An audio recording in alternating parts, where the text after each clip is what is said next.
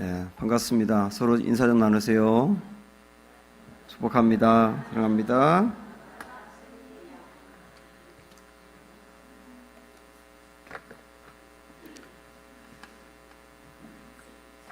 혹시 여러분 예전에 배우자하고 이렇게 연애하다가 헤어졌다가 다시 만나신 적 있나요?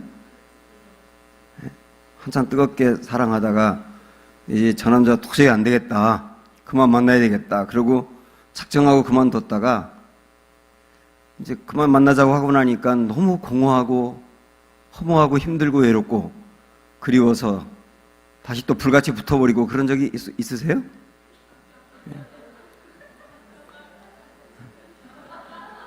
그런 적이 청년 목회를 하다 보니까 이 청년들이 교제를 하다가 목사님 저 남자친구하고 헤어졌어요. 그래서 도저히 안 되겠어요. 그래? 근데 그 다음 며칠 지나고 나면 더 뜨거워졌어요. 왜 그렇게 됐냐 그러면 헤어지고 나니까 그 공백 때문에 어쩔 수가 없다는 거예요.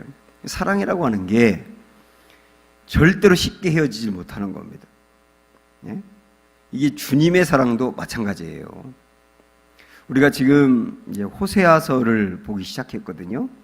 지난 첫 시간에 봤던 말씀을 보면 이스라엘 백성들이 하나님 앞에서 큰 죄를 지었어요.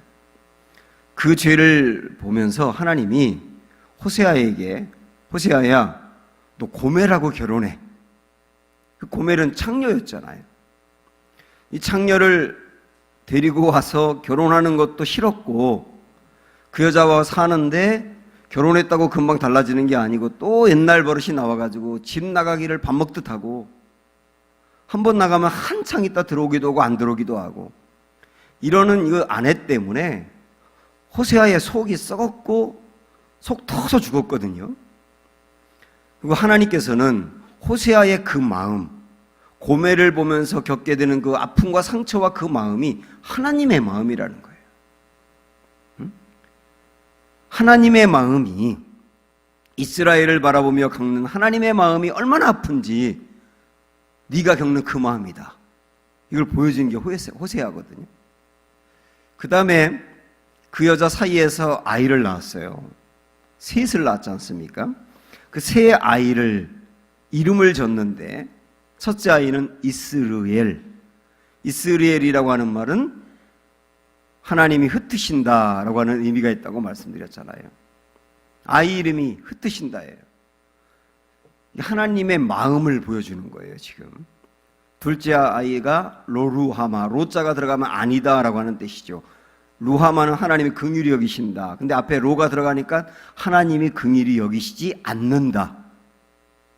셋째는 로암미, 암미라는 말은 하나님의 자녀다, 그 뜻인데 앞에 로자가 들어가니까 하나님의 자녀가 아니야 이러는 거예요. 아무리 내 자녀가 말썽을 피우고 엉망해도 부모가 자녀에게 너는 이제 내 아이가 아니야 그렇게는 안 하잖아요. 근데 하나님이 거기까지 분노하셨다는 거예요.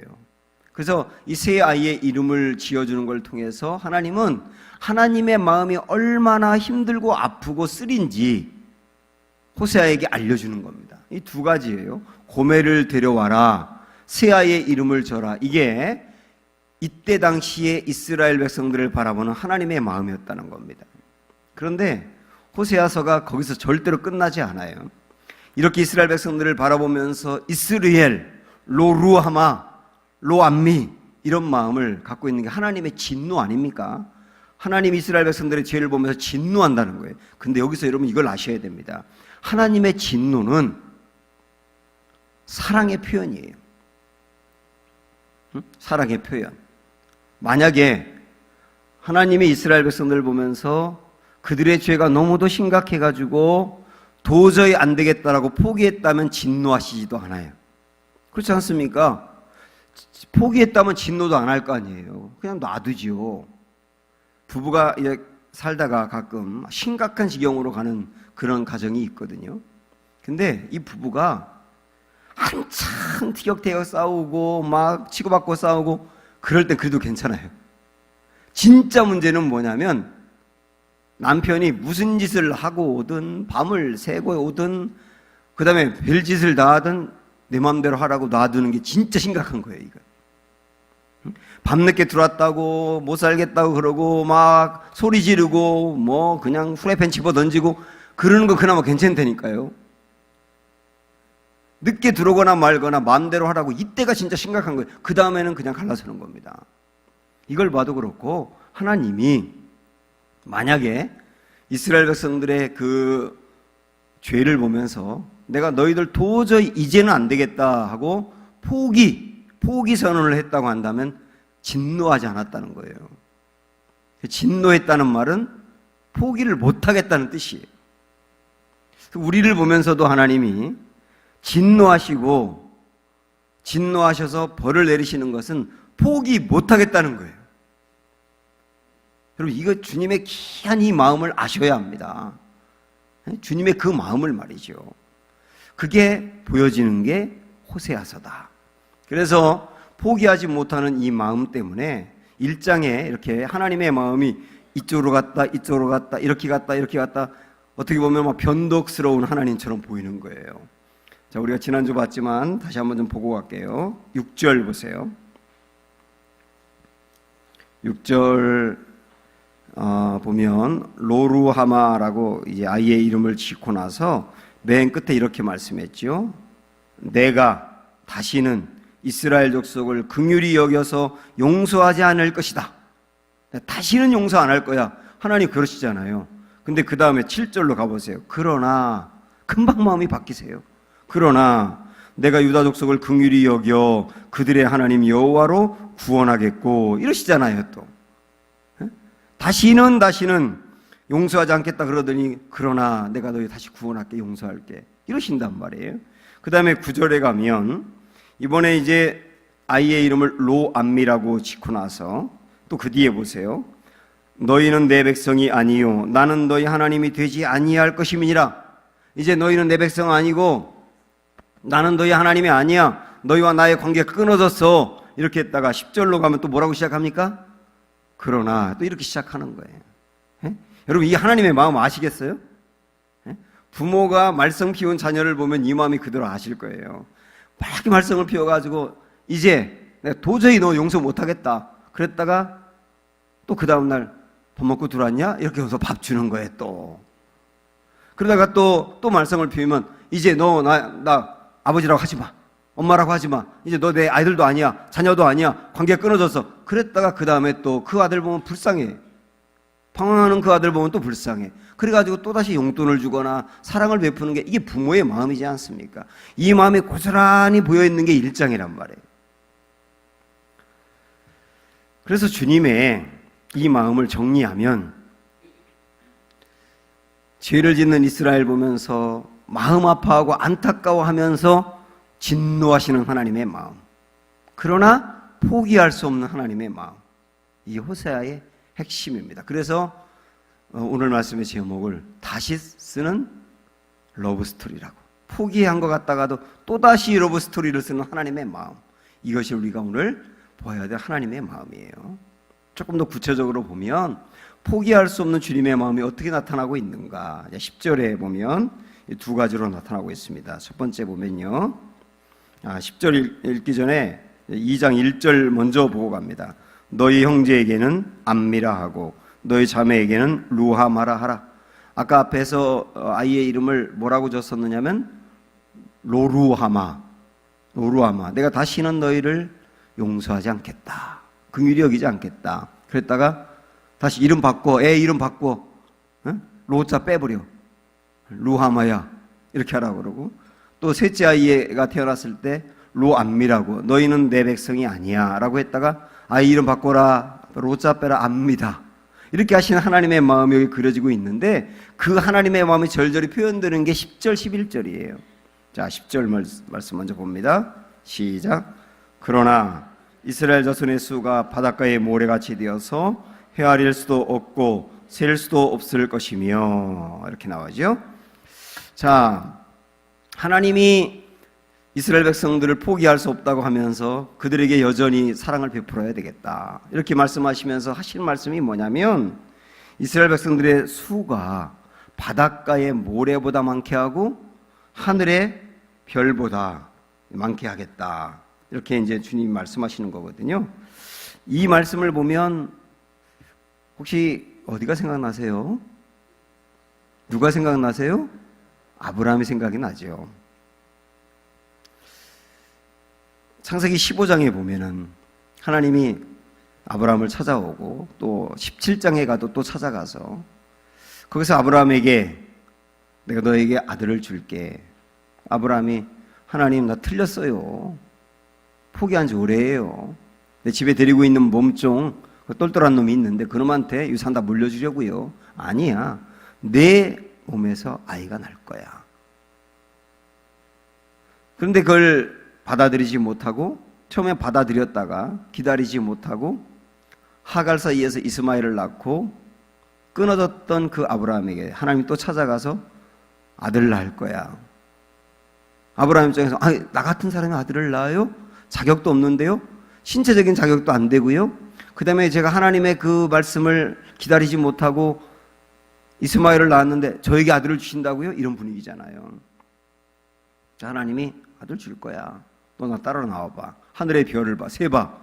셀 수가 없어요. 너의 후손이 이와 같을 거야. 너 바다의 모래를 세봐. 셀 수가 없어요. 어떻게 그 많은 걸 세요? 내 후손이 이와 같을 거야. 여러분 이 말씀에서 아브라함의 후손이 하늘의 별처럼 바다의 모래처럼 많을 것이라고 하는 말씀에서 핵심이 뭔지 아세요? 핵심이 뭐냐면 그런 은혜와 선물을 받을 자격이 안 되는데 주신다는 거예요. 그게 핵심입니다. 자격이 안 되는데 주신다는 게 핵심이에요. 여러분 대답을 해보세요. 은혜의 반대말이 뭘까요? 은혜의 반대말.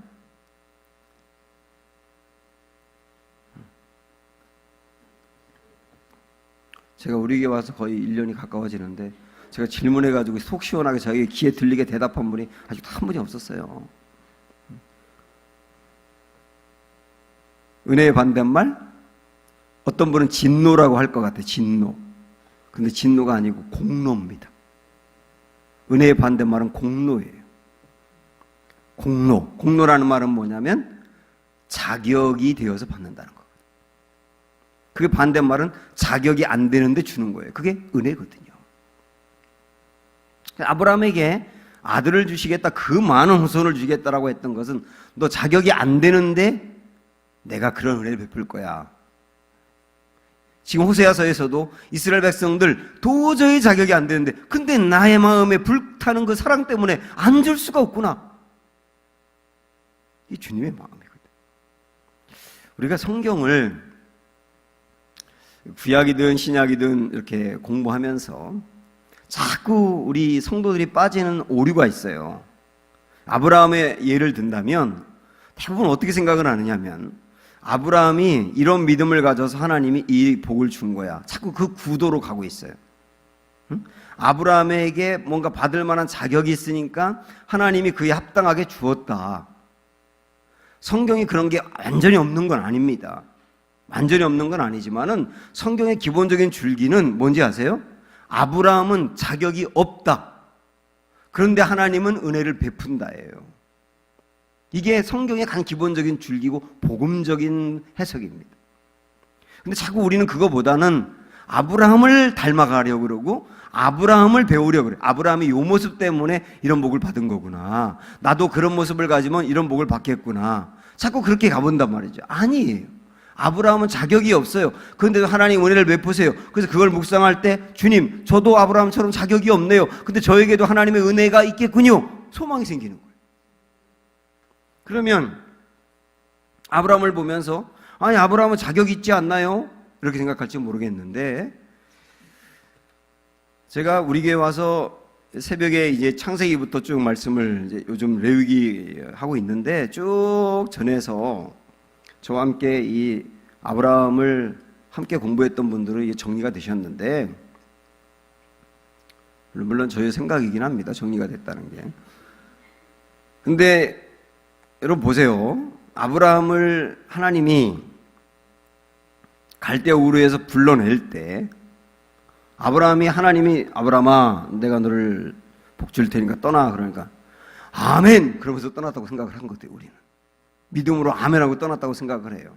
근데 아브라함은 하나님을 몰랐던 사람인데 하나님이 어떤 경로를 통해서든지 아브라함에게 와가지고 하나님의 존재를 알려주시고 어떤 강력한 어떤 그 힘으로 꿈속에서 그랬던지 어떤 강력한 힘으로 떠나지 않으면 안 되게 만들었는데 그때 아브라함은 하나님을 완전히 신뢰한 상태가 아니었어요.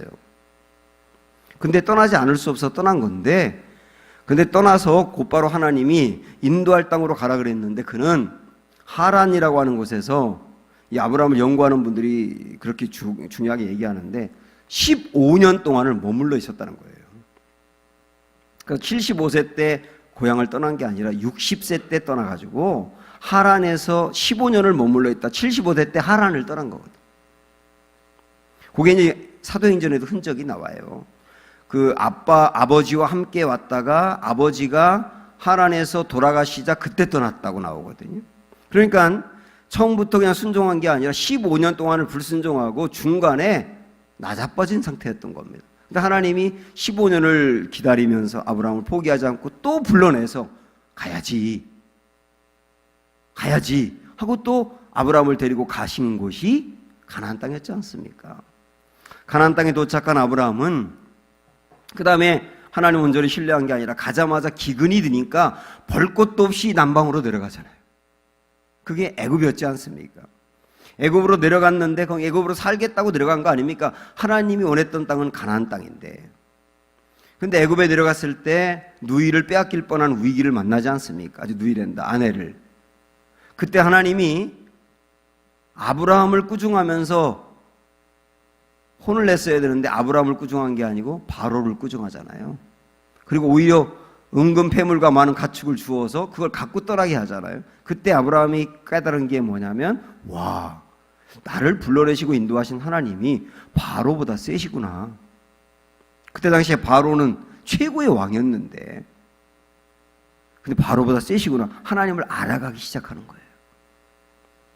그리고 가나안 땅으로 다시 올라왔을 때 롯과 이렇게 헤어지지 않습니까? 근데 롯이 간 땅이 소돔 땅이었잖아요. 그 소돔 땅이 전쟁이 일어났지 않습니까? 그리고 소돔 땅이 졌잖아요. 그리고 롯은 사로잡혀 갔잖아요. 그때 롯을 찾아오기 위해서 아브라함이 소집한 군인이 300몇 명밖에 안 됐어요. 300몇 명을 데리고 5개 나라의 연합군과 싸우겠다고 간 겁니다. 말도 안 되는 전쟁이에요. 뭐 도저히 이거는 뭐 할 수 없는 전쟁인데 하나님이 그 전쟁에서 이기게 하셨어요. 그러니까 아브라함이 하나님을 더 알아가는 거. 와, 하나님 대단하신 분인가 보다. 아니 숫자가 이렇게 적은 군인들을 데리고 싸웠는데도 이 전쟁에서 이기게 한단 말이야. 와, 나를 인도한 하나님이 굉장한 분인가 본데. 그러면서 하나님에 대한 신뢰가 딱 쌓였을 때 하나님이 아브라함에게 나타나서 아브라함아 내가 너에게 아들 줄게. 너 나 믿을 수 있니? 안 믿을 수가 없잖아요. 그동안 하나님이 역사하시고 하나님 아브라함을 인도한 모든 과정이 있기 때문에 안 믿을 수가 없잖아요. 그래서 예 믿어요 이렇게 나가게 된 게 창세기 15장인 거예요. 거기까지 보더라도 아브라함이 무슨 대단한 믿음이 있고 대단한 자격이 있어서 아들을 낳을 수 없는 상태인데 준다고 한 것이 아니고 전적으로 자격이 없는데 베푸시는 하나님의 은혜다 이 말이에요. 이게 오늘 호세아서로 넘어오면 하나님 말씀하시는 게 뭐냐면 너희나 아브라함이나 별반 다를 바 없어. 아브라함도 자격이 없는데 하나님이 그토록 큰 민족을 이루어준다고 약속하고 은혜 베풀어 준 것처럼 너희도 자격이 똑같이 없지. 근데 나 너희 포기 못하겠다. 너에게 은혜를 베풀겠다. 내가 너에게 베풀 이 은혜를 믿니? 이렇게 말씀하시는 거예요. 오늘 우리에게 주시는 똑같은 말씀이 아닐까요? 이 하나님의 불타는 사랑 왠지 모르겠어요. 그래서 저는 찬송이 왜 날 구원하시는지 난 알 수 없도다. 저는 그 대목이 그렇게 좋더라고요. 나를 왜 구원하시는지, 나를 왜 건져서 이렇게 목사로 쓰시는지, 자격도 없는데 왜 버리지 않고 계속 쓰시는지, 그리고 설교하면 이 설교를 듣고 성도들이 은혜 받다고 하는지 난 알 수 없도다. 이게 저의 고백이에요. 그래서 나를 자격이 없지만 버리지 않으시고 계속 쓰시는 하나님의 은혜 때문에 더 하나님께로 가까이 가게 된다는 거죠. 아멘. 이게 주의 사랑이에요. 두 번째 하나님 보여주는 사랑 10절을 다시 보시면 시작. 그러나 이스라엘 자손의 수가 바닷가의 모래같이 되어서 헤아릴 수도 없고 셀 수도 없을 것이며 전에 그들에게 이르기를 너희는 내 백성이 아니라 한 그곳에서 그들에게 이르기를 너희는 살아계신 하나님의 아들들이라 할 것이라. 너희는 살아계신 하나님의 아들들이라. 하나님 말씀하시는 거예요. 하나님의 사랑이 어느 정도 크게 나타나느냐면 자격이 없는 이들에게 너희는 살아계신 하나님의 아들이야. 근데 하나님의 아들이여라고만 말씀해도 되는데 앞에 살아계신이라고 덧붙였어요. 이게 의미가 있습니다, 여러분. 살아계신 하나님이라고 하는 의미가. 살아계신 하나님이라고 하는 의미가 뭐냐면 모세가 출애굽기 3장에서 하나님으로부터 부름을 받고 떨기나무 불꽃 가운데 나타난 하나님을 만나지 않습니까? 그때 하나님이 모세에게 너 내 백성 애굽으로 가서 건져내 이렇게 얘기했잖아요. 그때 모세가 하나님께 던졌던 질문이 뭡니까?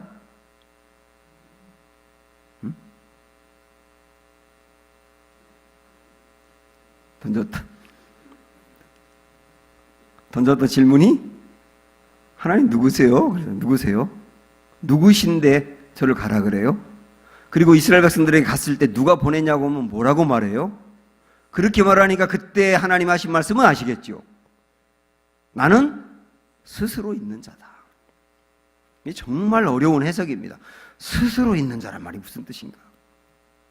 나는 태초부터 있었고 누군가에 의해서 만들어지지 않은 존재야 라고 하는 의미도 있어요. 이 말 속에는. 근데 이 말씀에는 어떤 의미가 있느냐면 나는 어떤 경우든 하나님 됨을 포기하지 않는 분이야 라고 하는 뜻이에요. 나는 스스로 있는 자다 라고 하는 말이 나는 어떤 경우든 하나님 됨을 포기하지 못하는 분이다. 하나님이기를 포기할 수 없는 분이다. 이런 의미가 있다니까요. 그런데 요 스스로 있는 자다라고 하는 의미와 살아계신 하나님이다라고 하는 의미가 우리말로 번역될 때는 전혀 좀 다르게 번역된 것 같지만 원래 원어를 파고 들어가면 이 말과 이 말이 어근이 같아요. 그래서 이스라엘 사람들은 대번 알아요. 스스로 있는 자 그러면 살아계신 하나님이라는 뜻이고 살아계신 하나님이라는 뜻은 하나님됨을 포기하지 못하는 분이다라고 하는 것을 금방 안다고. 하나님은 여러분 아주 우리가 어떤 경우든 고난을 만났을 때든지 내가 죄에 넘어졌을 때든지 어떤 경우든 우리 마음에 절대로 잊으면 안 되는 중요한 사실은 뭐냐면 하나님은 어떤 경우든 하나님의 성품을 포기하지 못하세요. 하나님의 속성을 포기하지 못하세요. 하나님의 속성엔 여러 가지가 있는데 그 중에 속성에 또 하나 뭐가 있냐면 변함없는 하나님이에요. 변함없는 하나님. 변함없는 하나님이라고 하는 말은 사람의 죄라든지 사람의 행위 때문에 중심이 흔들리지 않는 분이라는 뜻이에요. 사랑하는 마음을 가졌다가 사람이 하는 행위가 엉터리라 해서 사랑하는 마음이 사라졌다 다시 생겼다 이러는 분이 아니라는 얘기예요. 사랑하는 마음은 어떤 경우든 변함이 없다는 뜻이에요. 이게 하나님의 속성이에요. 그래서 하나님의 성품과 속성의 가장 핵심은 말할 것도 없이 사랑입니다. 근데 이 사랑은 구약 성경에서 주로 어떻게 표현되고 있느냐면 하나님의 사랑이라는 말보다는 하나님의 인자하심이라고 주로 표현이 되고 있어요. 인자하심. 인자하심이라는 뜻은 뭐냐면 한결같은 사랑이라는 뜻이에요.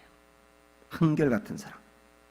하나님의 사랑은 어떤 상황이나 어떤 사람의 행위 때문에 왔다 갔다 하지 않고 그 중심이 늘 똑같다는 의미에서 한결같은 사랑. 이게 뭐라고요? 인자하심이라. 그래서 사랑하는 여러분 분명히 아십시오. 하나님의 성품은 어떤 경우도 변함이 없어요. 그래서 하나님이 내게 어떤 일을 행하시든지 그거는 전부 다 사랑에서 나오는 행위입니다. 내게 은혜를 베푸셨다, 내가 원하는 걸 주었다, 사랑 때문에 준 거예요. 아멘? 근데 내게 때로는 하나님이 진노하시고 벌을 내리셨다, 사랑 때문에 하신 거예요. 왜? 사랑이 아니고선 주님 행하지 않으세요. 행하는 모든 것은 사랑의 동기에서 나오는 거라고요. 그래서 우리가 절대로 하면 안 되는 말 중에 하나가 뭐냐면, 하나님 나를 사랑하지 않으세요? 물론 할 수는 있지, 그런 말을. 아프면 할 수 있지만 하면서도 마음에는 그 중심을 잊지 않으셔야 돼요. 하나님이 행하는 모든 일은, 하나님 나에게 주는 모든 일은, 하나님이 내게 만드는 모든 상황은 전부 다 사랑의 동기에서 나온 거다. 왜요? 하나님은 하나님됨을 포기할 수 없는 분이니까. 그래서 하나님됨을 포기하지 못하기 때문에 하나님이 늘 베푸시는 게 긍휼과 사랑인 것이죠. 그러다 보니까 하나님은 아브라함에게 430년 후에 너희 민족이 종노릇하다가 내가 그들을 거기서 건져낼 테니까 이거 나의 약속으로 붙잡아 했던 말씀을 400년이 지나고 난 뒤까지도 기억하시며 끝내 건져내시지 않습니까? 모세를 통해서. 이게 하나님의 긍휼과 사랑이라니까요. 그리고 하나님 됨을 포기하지 못하기 때문에 하나님 됨의 중요한 특징은 뭐냐면 책임지시는 거예요. 하나님 됨, 다르게 말하면 아버지 됨이에요. 아버지 노릇이에요. 아버지 노릇. 저도 아버지이기 때문에 아버지 노릇하지 않습니까? 여기 우리 장로님들도 아버지이기 때문에 아버지 노릇하잖아요. 아버지 노릇의 핵심이 뭡니까? 책임져 주시는 거예요. 내 자녀 어떤 경우든 책임져 주는 게 아버지 노릇이거든요. 이 아버지 노릇을 주님이 포기하지 않는다. 그게 살아계신 하나님의 의미들이다 라고 하는 것을 마음에 붙잡으시고, 요 주님의 속성을 다 붙잡으시고 기도하시기 바랍니다. 그것들 붙잡으시고 회복이 되시기를 바랍니다. 어떤 사람은 하나님께 정말 큰 죄를 지었기 때문에 하나님을 떠나는 사람이 있어요. 떳떳한 거죠. 네? 떳떳하게 떠납니다. 내가 하나님 앞에 설 수 없을 정도로 큰 죄를 지었기 때문에 하나님 앞에 못 서겠다. 떠나면 떳떳해요. 근데 하나님 원하는 마음은 그게 아니지 않습니까? 그래서 호세아서에서는 너희가 하나님 앞에 많은 죄를 지었기 때문에 떠난다고 하나님을 좀 알아라. 하나님의 마음을 좀 알아라. 제사를 열심히 드리는 것보다 하나님의 마음을 아는 게 더 중요하다. 하나님의 마음은 뭐냐? 지금 제가 오늘 설교하는 이 마음이 하나님의 마음이라는 거예요. 그래야 회복이 될 수 있다라고 말씀하는 거예요. 도저히 사랑을 베풀 수 없는 이스라엘 백성들, 그런데 포기할 수 없는 하나님의 사랑, 그것이 절절하게 나타나고 있는 것을 우리는 오늘 두 가지 각도에서 봤어요. 하나는 아브라함에게 베푼 하나님의 사랑, 또 하나는 모세에게 베푼 하나님의 그 이름. 그러면서 11절로 넘어가 보면 하나님의 이 사랑이 나타나서 어떻게 되느냐 이렇게 이어지게 됩니다. 11절 시작. 이에 유다 자손과 이스라엘 자손이 함께 모여 한 우두머리를 세우고 그 땅에서부터 올라오리니 이스라엘의 날이 클 것임이니라. 여기 우두머리를 세운다 그랬습니다. 이 11절은 다윗을 생각나게 해요. 10절에서는 아브라함과 모세를 생각나게 하는 말씀으로 이어지게 되고 11절에서는 다윗을 생각나게 하는데, 이스라엘 백성들이 가장 잘 살았고 가장 윤택했고 가장 평화로웠을 때가 다윗 때 아닙니까? 그 다윗 같은 우두머리를 세워서 무너져 있는 이 이스라엘을 회복시키리라. 하나님 그렇게 말씀하시는 거예요. 근데 여기서 말하는 우두머리는 표면적으로 보면 다윗 같은 왕을 말하지만은 궁극적으로 보면 누구를 말할까요? 예수님을 말하는 거예요. 죄를 지어서 자격이 없는데 하나님의 사랑을 받아요. 그런데도 회개하지 아니하고 계속 죄를 지어요. 하나님은 그들에게 진노했다가 또다시 사랑을 베풀어요. 그래도 또 변화되지 않아요. 그러니까 아무리 사랑을 주고 하나님이 진노하고 또 사랑을 줘도 변화되지 않는 사람들을 위해서 하나님이 마지막으로 꺼낸 카드가 아들 예수님 보내는 거라 그 얘기예요. 이러면 변화되겠지. 그래서 예수님은 죄인들을 포기할 수 없는 하나님의 완전한 사랑이에요. 죄인들을 포기하지 못해서 주시는 하나님의 완전한 사랑, 그 사랑이 예수님이라는 얘기예요. 여기 본문의 말씀에 우두머리라고 표현되고 있지 않습니까? 그런 사랑 베푸신 주님의 은혜, 그래도 아들 예수님을 보면서 포기할 수 없는 하나님의 사랑, 그런 마음에 믿음으로 붙잡으시기를 축복합니다. 그런데 우리가 이제 이 말씀을 보면서 같이 생각해야 될 것은 뭐냐면, 우리가 어떤 경우든 하나님의 사랑은 변함이 없다. 그래서 은혜를 베푼다. 그러나 여기서 말하는 포기하지 못한다고 하는 것은 그의 영혼을 포기하지 못한다는 뜻이에요. 영혼을 포기하지 못한다. 지옥에 떨어지는 것을 둘 수 없다. 구원을 잃어버리지 않도록 그래도 붙잡는다. 은혜를 베풀어서 여전히 그 영혼을 회복시킨다. 그런 의미지, 아무리 무슨 죄를 져도 하나님은 벌이 없다, 그런 의미는 아닙니다. 그래서 하나님이 포기하지 않는 사랑 베푸는 것은 우리의 영혼을 붙들고 끝까지 놓지 않는 사랑이지, 우리가 뭐 아무리 살아도 어떤 죄를 져도 그냥 괜찮아 이렇게 나가는 건 아니란 얘기예요. 그래서 하나님의 징계가 있는 거예요. 이스라엘 백성들에게 하나님 포기할 수 없는 사랑 때문에 베푼 징계가 혹독했습니다. 혹독했다고요. 하나님이 이스라엘 백성들을 훈련시키면서 포기할 수 없기 때문에 훈련시킨 거고, 포기할 수 없기 때문에 진노하신 거고, 포기할 수 없기 때문에 징계를 내리신 거예요. 징계를. 이 징계의 가장 격하고 가장 컸던 아픔이 뭐냐면 바벨론의 포로가 되는 거였습니다. 이 말은 여러분, 바벨론의 포로를 보면서 우리는 어떻게 이 구약을 해석을 해야 되느냐면, 바벨론의 포로로 보내서 거기서 깨닫고 돌아와서 주님이 부어주시는 은혜의 자리에 나아가도록 포기할 수 없는 하나님의 사랑이에요. 그러니까 이 말씀은 바벨론 포로 같은 징계가 우리 인생에 올 수가 있거든요. 바벨론 포로 같은 징계가 올 수 있는데, 우리 인생의 징계를 만났을 때는 이렇게까지 해서라도 영혼을 포기하지 않는 하나님의 사랑으로 해석하셔야 되는 거예요. 그게 굉장히 중요한 해석입니다. 그래서 우리 이사야 42장의 말씀 한번 가볼게요. 조금 앞으로 가보십시오.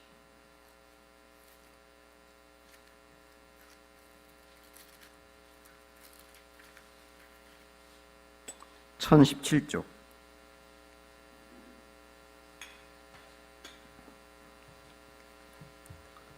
1절부터 4절까지 찾으셨어요? 자, 우리 같이 읽어보겠습니다. 내가 붙드는 나의 종, 내 마음에 기뻐하는 자, 곧 내가 택한 사람을 보라. 내가 나의 영을 그에게 주었은즉 그가 이방의 정의를 베풀리라. 그는 외치지 아니하며 목소리를 높이지 아니하며 그 소리를 거리에 들리게 하지 아니하며 상한 갈대를 꺾지 아니하며 꺼져가는 등불을 끄지 아니하고까지 잠깐 끊어볼게요. 우리 하나님이, 그리고 하나님 보내실 자인 그가 메시아인데, 메시아이신 궁극적으로 예수님이겠지요. 그분이 베푸실 사랑을 얘기하고 있는데, 어떤 사랑을 3절에서 말씀하고 있냐면 상한 갈대를 꺾지 않는다, 꺼져가는 등불을 끄지 않는다예요. 그러니까 우리 하나님이나 예수님이나 그분의 사랑이 어느 정도냐면 상한 갈대도 꺾지 않고 꺼져가는 등불도 끄지 않는 사랑이에요. 포기 못하겠다는 거죠. 포기 못하겠다. 상한 갈대는 죄가 아주 죄에 물들어져서 죄가 죄 위에 더 씌워져서 도저히 어찌할 수 없는 상태에 빠진 그 사람도 포기 못하겠다는 거예요. 하나님이 그 사람도 포기 못하겠다. 이 굉장한 사랑이 나와 있지 않습니까? 그런데 우리 같이 알아야 될 것은 뭐냐면, 우리 다 3절 앞부분만 좋아해요. 근데 이 뒷부분도 있다는 걸 아셔야 됩니다. 뒷부분에 보면 뭐라고 나옵니까? 끄지 아니고 다음에 진실로 뭐를? 정의를 시행할 것이며 이렇게 나오잖아요. 4절 보면 그는 쇠하지 아니하며 낙담하지 아니하고 세상에 정의를 세우기에 이르리니 섬들이 그 교훈을 앙망하리라. 어떤 경우든 어떤 죄를 져도 끄지 않고 꺾지 않는 하나님의 그 기가 막힌 사랑, 포기하지 않는 사랑을 보여주지만 동시에 뭐도 있다는 겁니까? 정의도 있다는 거예요. 정의도 있다는 거예요. 정의라고 하는 말은 뭐냐면 벌 주고 진노하고 징계를 내린다는 거예요. 이 두 가지가 같이 있다는 걸 아셔야 되는 겁니다. 그런데 그렇게 징계하고 진노하고 그러는 이유도 뭐냐면 그것도 포기할 수 없는 사랑 때문에. 그 영혼이 그냥 놔뒀을 때 죄가 죄 위에 죄가 저 위에 있어서 어느 지경까지 빠질지 모르기 때문에 더 이상 그 죄에 빠지지 않도록 건져내기 위해서 정의를 행할 수밖에 없다는 거예요. 그게 진노예요. 그래서 다시 말씀드리지만은 하나님의 진노는, 하나님의 징계는 포기할 수 없는 사랑의 표현이다. 그렇게 받으셔야 되는 겁니다. 우리 하나님의 마음은 뭐냐면 이스라엘 백성들을 선민으로 건져내고 불러내고 그들에 대한 기대가 참 커요. 세계 민족 위에 뛰어난 민족이 되기를 원한다. 이스라엘 백성들을 통하여서 세계 민족이 구원받기를 원한다. 그런데 그들은 죄 가운데 빠져 있어요. 그거 보면 안타까운 거예요. 너희들 지금 죄 지을 시간도 없는데 내가 너희를 통해서 세계 민족을 변화시키려고 하는 나의 원대한 비전과 사명이 있는데 너희는 그 사명과 비전을 죄 때문에 잃어버리고 있구나. 이제는 이 죄에 떨쳐버리고 그 사명으로 나갔으면 좋겠다라고 하는 주님의 마음이거든요. 우리도 마찬가지 아닙니까? 우리도 구원받고 난 뒤에 죄에 빠져버리면 죄에 빠져 있는 삶 속에서는 비전과 사명을 이룰 수가 없어요. 그래서 하나님은 아주 애절하고 안타까운 게 뭐냐면 야 저러고 살 시간도 없는데 주님의 큰 일을 감당할 사람인데 죄에 빠져가지고 그 큰 일을 잃어버리고 있구나. 이게 안타까운 거예요. 그래서 사랑하는 여러분, 우리 주님이 우리에게 거는 기대, 이스라엘 백성들을 통하여서는 세계 민족을 변화시키라고 하는 원대한 계획, 우리도 제2의 이스라엘로서 우리를 통하여 다른 사람을 변화시키고 회복시키라고 하는 하나님의 원대한 계획, 그 일을 이루기 위해서 우리가 죄를 떨쳐버려야 된다는 거 또 아셔야 되는 겁니다. 제가 대전에서 목회할 때 대전에 배제대학이라고 있거든요. 이 대학교에 한 교수님하고 자주 만나서 대화하고 한 적이 있는데 이 교수님이 참 귀한 분이세요. 배제대학이 아펜젤러가 세운 대학이거든요. 이 감리교 대학이에요. 그분이 이제 거기 교수가 됐는데 교수 생활을 한참 하다가 이분의 마음에 항상 있는 이 마음이 뭐냐면 야, 내가 하나님이 나를 교수로 만든 게 학생들 가르치고 그냥 월급 받아 살라고 하는 그건 아닐 텐데 내가 무엇을 더 집중하며 살아야 될까? 이런 고민을 하던 차에 한 번은 라오스라고 하는 동남아에 있는 나라에 단기 선교를 가게 됐답니다. 라오스가 불교이면서 그 공산국가잖아요. 거기는 기독교인이 굉장히 박해를 받고 있기 때문에 전도도 하기 어려운 나라인데 거기에 가서 대학교를 돌다가 어떤 한 대학생을 만나게 됐어요. 그래서 대화를 하다 보니까 이 대학생이 5개 국어를 할 줄 알더라는 거예요. 언어를. 그리고 한국에서 왔다 그러니까 한국말로 이야기하더랍니다. 그래서 너무 신기해가지고 너 한국말을 어떻게 하냐 그랬더니 자기가 한국을 꼭 가서 공부하고 싶어가지고 한국어를 배웠다는 거예요. 그래가지고 그 아이가 너무 귀해서 이 교수님이 그 아이를 한국으로 초청해서 한국의 배제대학을 다니게 합니다. 그리고 기업으로 연결해가지고 그 기업에서 후원을 받게 하고 일하게 하고 또 교회로 연결해서 교회에서 생활하면서 교회에서 또 장학금도 받게 하고 이래가지고 이제 공부를 시킨 거예요. 근데 이 아이가 아주 똘똘해서 좋은 성적을 거두고 이제 미국으로 이 아이를 유학을 보내게 된 겁니다. 이 교수님이. 그러면서 이 아이가 한국에 있는 동안 배제대학을 다니면서 예수님을 만나고 그 아이의 심장 속에 라오스가 전혀 하나님을 안 믿는 나라인데 그 라오스에 가가지고 자기가 선교사의 삶을 살겠다고 결단하게 된 거예요. 그래서 이렇게 한 아이를 똑바로 만들어 놓고 미국으로 보낸 다음에 이 교수님 심장에 불이 붙어버린 겁니다.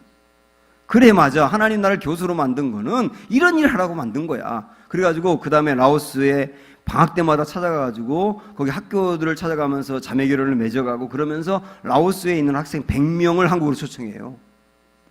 그리고 그 100명의 아이들을 라오스에서 온 학생들을 기업체, 교회, 학교 이렇게 세 군데로 이렇게 연결을 해줍니다. 그래가지고 이 100명이 한국에서 공부하게 만든 거예요. 근데 그 아이들 공부하고 예수님 만나면 교회 사랑을 뜨겁게 받은 다음에 주님의 사랑 품고 라오스로 다시 가게 하는 거예요. 그 아이들은 엘리트거든요. 그 엘리트가 되어서 라오스에 점점점 그리스도를 심으라고 하는 의미가 있는 거죠. 이분은 여기에 불 붙었다니까요. 그분이 저하고 만나면서 했던 이야기를 제가 잊을 수가 없어요. 뭐라 그러냐면, 목사님, 하나님이 제게 주신 이 비전과 사명이 너무 뚜렷해서 저 죄 지을 시간도 없어요. 죄 짓는 것도 너무 아까워요. 이 일에 심장에 불이 붙어서. 제가 그 말씀 듣는데 참 귀하게 다가오더라고요. 하나님은 우리를 제2의 이스라엘로 부르시고 주님의 원대한 비전을 우리의 심장 속에 다 두셨어요. 사랑하는 여러분, 이 일을, 하나님이 내게 주신 이 일을 우리가 감당해야 되지 않겠습니까? 그러기 위하여 헛된 삶, 거기에 빠져 있으면 하나님이 우리를 용서는 하시나, 그러나 그 비전과 사명을 이룰 수 있는 시간을 놓쳐버리니 우리 정말 그 일에 집중하고 그 일을 통하여 하나님께 영광 돌리기 위하여 죄를 떨쳐버리고 주님의 은혜 안에 사는 이런 삶이 지속될 수 있게 되기를 주님의 이름으로 축복합니다.